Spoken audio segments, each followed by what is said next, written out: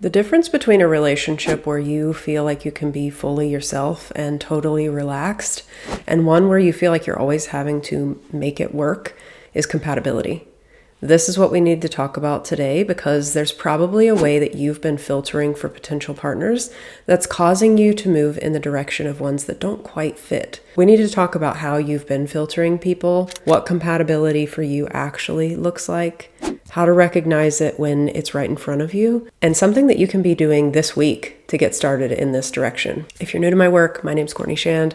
I love helping men with depth step into that depth and start leading in the dating space. I find that when they start to understand that this is the very thing that makes them the most attractive to the right type of women, they start exuding more natural confidence and feel more magnetic to the right type of people. And if you're a man who's owning his depth and really leading with it, there are some things that you need to be looking for in terms of compatibility that I just don't see being talked about as often. But before we get there, we need to talk about what you've tried and why that hasn't worked so that you can be a little more systematic and confident in the direction that you're moving. Because as I'm having conversations with men in a one-on-one context, something that comes up pretty consistently when we're talking about compatibility and how they found partners in the past and what they're looking for currently is that there is an element of using attraction as a measure of compatibility. When they're really honest with themselves, that pull of attraction in their mind means that it must be something real. And as I talk about all the time on this channel, that pull isn't always the most reliable signal. Because even though it makes intuitive sense, that pull is almost always tied to limerence. And limerence has very little to do with actual fit. And until you can understand the distinction between limerence and genuine attraction, even conceptually, it's going to continue to steer you in the direction of relationships where you feel like you always have to be on or somehow making it work, which will have you skip over the ones that feel harmonious and easy. It's like when you feel really hungry. There's actually been data that shows that your level of hunger when you're eating the food determines the level of enjoyment that you have and the amount of pleasure that you get from it. And the same principles at play when genuine connection has felt scarce. It may feel like a rice cake is a feast. But let's say you've been in personal development for a while and you know better than to just go for attraction. I'm willing to bet that the things that you consider when you're talking about compatibility are something like shared hobbies. She also wants a relationship. She's generally pleasant to be around. And these things matter for sure, but they're not load-bearing walls because a connection can have all of these things and still require you to contort yourself to be able to maintain it. And you've probably had the experience where you've met someone and it felt really easy and natural to talk to them. But then as time went on, you found yourself adapting a little bit, flexing on certain issues, and ultimately shaping yourself to fit into her world. And then 6 months later, you find yourself in a relationship that works, sort of. But there's also a low-level hum of anxiety where you know that there's probably more that you would like in a relationship, and that need for connection or spontaneity isn't quite there. These are the ones that people describe as it works, but it's not thriving. And this is where we have to take this a layer deeper because this isn't actually a compatibility issue so much as it is a self-knowledge issue. Because you can't actually screen for something that you're not willing to admit about yourself. Is that you're a deep person, which means that depth is not actually optional for your connection. It's required. And we need to think about this from the lens of compatibility because compatibility has two layers to it. And most men, when they're not accepting that they are a deep person, are actually only looking for the first layer, just more of that macro type of compatibility of, do our lifestyles line up? Do we want the same things? Does she want kids? Does she want to be in a relationship? Which again are all really great things to be screening for, but they're not actually going to put you in the right relationship dynamic for you to feel like you can fully relax and just be yourself. It's like if you're trying to tie a knot. I remember tying knots in ropes when my dad was working when I was a kid, and there's a type of rope, and I don't know what it's made out of, but it's got like a sheen on it. It's usually white, and it's a little slippery. And as I'm tying this knot, I would pull and pull and pull, and it would always seem to unravel. And it's because no matter how much tension was on it, once the tension was released, there wasn't enough grippiness or friction to keep it together on its own. And the same is true when it comes to compatibility. There's an ideal amount of smoothness and tension in the right dynamic for you based on what each of you is contributing. And I like to think of it as the cohesive part and the complementary part. The cohesive part is, as it sounds, the things that we want to be smooth and frictionless. The shared values, the life vision, what you actually want from a relationship. That all has to be there for it to make sense. Otherwise, there's going to be too much daily friction for you to really want to continue engaging. But then there's the complementary piece. And this is the one that I don't see enough people talking about. But especially for people with depth, this is one that's going to make a big difference. Because there are things that work best when they're shared, and there's things that work best because they're different. The way that I teach it is that people perceive the world differently. There are some people who are really great at making social connections and understanding what people need and genuinely being available for those types of connections to flourish. And then there's people who move through the world in a way that allows them to see things at depth and stay with complexity and be with nuance and really be with the information of their own felt experience. And it's not that one is better than another, but I do find that the men who resonate with this work tend to be the kind that can perceive a lot of nuance and handle intensity and complexity. They really thrive there. And what they'd really value in their connection is someone who has the social fluidity and is comfortable engaging with people in that way. Not because he can't, but by having this distinction, it allows him to realize what it is that he's offering and also be really appreciative for the skills that she naturally is able to bring to the relationship.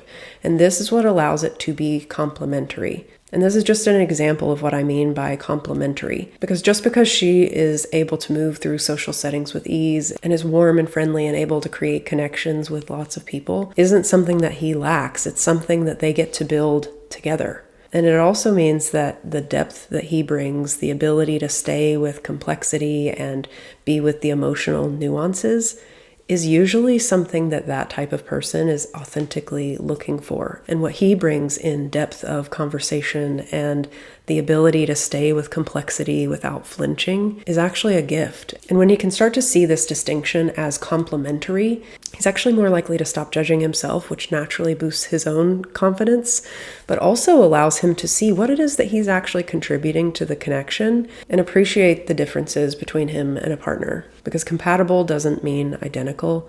It means that the combination that you create together is more than what either of you would create on your own, which is why looking at it through the lens of what needs to be cohesive and what needs to be complementary is actually how you need to be looking at compatibility. Because I can almost guarantee that compatible connections actually feel different than what you were expecting. Because when you don't know what compatible feels like viscerally, it can be standing right in front of you and you'll struggle to recognize it. It's like if someone's been living with a low-grade noise for a long time and then they step into a quiet room and they may think something's wrong, like there's no sound here. But the quiet isn't necessarily emptiness. It's actually possibility. It's choice. They actually have space to choose what sound is present. And sometimes that means creating one, whether they like the quiet or they want to create one. It's like in college, I lived next to the interstate, and when I would come home to visit my family, they lived in a more rural area, and it was just very quiet. And I had to pack a sound machine because I just couldn't sleep because it was so quiet. Fast forward a couple years, and I don't live next to the interstate anymore, and now I don't need a sound machine, and it actually would wake me up to have constant noise humming in the background. And I see the same thing happening in dating experiences, where when you're used to a certain level of activation, and that's not there, something feels off, when it may not necessarily be that something is truly off, it's just different than what you're used to. And for a lot of men, what they're actually experiencing, for sometimes the first time, is what it feels like to be genuinely accepted instead of auditioning. And sometimes the discomfort of getting what it is that you've been saying that you want is what it allows you to become as a result. Because what I've observed in helping men find more compatible relationships actually exposes their relationship to choice more than anything else. And if you're someone who's always been told what to do, who you are based on how people perceive you, you being in a compatible dynamic will actually give you space to start choosing what it is you want to create within that relationship. This is something that comes up often, and I love helping clients through this. Because when you're in a really compatible relationship dynamic, it actually calls forward the parts of you that have been been suppressed or that you haven't felt comfortable being with. Not only does it require you to get to know that part of yourself, but also to make bigger decisions for what you want for yourself and for the relationship. And I think sometimes this can feel a little bit startling, not because you're not good at making decisions, but because it kind of requires you to let go of sight of shore. It reminds me of stories of sailors back in the day where they would have to sail far enough away from shore that they actually lost sight of the shoreline. And the ones who were successful were able to orient themselves differently, whether it's with the stars or tools like a compass. And that's why we teach the tools that we do, so that as you're letting go of what you have known, the shoreline in this example, you have other ways to navigate. This time they're just internal, like how you're perceiving things, your ability to stay present and actually use the communication skills that you've probably been studying for a long time. Because sometimes the ease that you're looking for in relationships will feel like the absence of something, specifically that intensity that you had been using to determine attraction. When we recalibrate your nervous system to feel what genuine attraction and genuine compatibility really feel like, it actually shifts that adrenaline feeling that you had been using to find relationships into an adventure that you get to step into with someone else. It feels like standing on your growth edge and determining where you want to go next. But in order to get there, you have to stop assuming and start verifying. You can have all the insights in the world. I could tell you exactly what to look for, but if you're not actually verifying that that's true, or that it's an experience that she's also wanting to have, you're not actually screening for compatibility, you're just hoping for it. It's like trying to drive with a fogged up windshield. You can either guess what's ahead, or you can just clean the windshield and see what's ahead. And like I mentioned, if you're a deep person, you require depth in your connections, which is why the first step is actually owning that you're someone who is deep. Because it's not a nice to have, it's a need if you're wanting to feel at home in your own connection. You've probably learned how to do without it, but that's not the kind of relationship that I want for you this next time. Here's what it looks like in real life. Let's say that you own that you're a deep person and you're looking for a woman with depth too. You can assume that she wants depth because she's intelligent and she's keeping up with the conversation. But have you actually checked? Because some people can go there, but it doesn't mean that they enjoy staying there. And if you're wanting to create a connection over time, you want to find someone who not only enjoys staying there, but thrives at the level of depth that you naturally want to be at too. Or you assume that she wants a relationship because she said she wants something serious. But have you actually checked what that means to her? One of the things that my partner did that was so unique in the process of getting to know each other was actually getting really curious about what I meant by certain experiences. This is something we teach in an advanced course, because having taught this for years, I was like, this is the experience that women are after. I need your help teaching this in a course, because if men understand how to do this, they would be able to create a totally different experience for the women that they're across from and truly have their choice of compatible partners. And this is what he said he was doing. He was just verifying what it was that he was interpreting me saying. Because something serious can mean creating deep emotional intimacy and going to polarity retreats, or it can mean building a family that's stable. Both of those are serious, and it would be in your best interest to understand what it actually looks like to her, so that you know not only what it is that you're agreeing to, but also you can start vetting for compatibility earlier on. Because you not verifying the assumptions that you're having could be the difference between you dating someone for 6 months and realizing it's a good fit, or you dating someone for 3 years and not quite being able to commit, not because she's not great, but because something just isn't quite gelling. It requires a little bit of courage up front, but I promise it's going to lead to more compatible connections over time, which will not only save you time and emotional investment, but will also start expanding your capacity to be with those conversations that feel like they're make or break, not because they are, but because they're 6 months too late. Because the work of compatibility isn't just about finding the right person, it's about expanding your capacity to stay with her when she does show up. This is the work that we get into in a one-on-one context, not only helping you get clear on what compatibility looks like,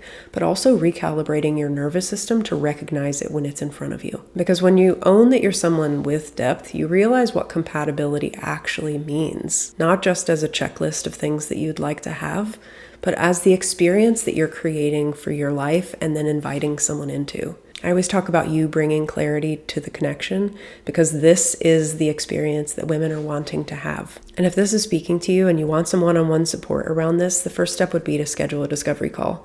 I'm going to put all the information that you need in the description below. And if you liked this video, I think you'll also like this one where I talk about the questions you need to be asking yourself before you approach a woman. As always, I hope this was helpful, and I'll see you guys next week.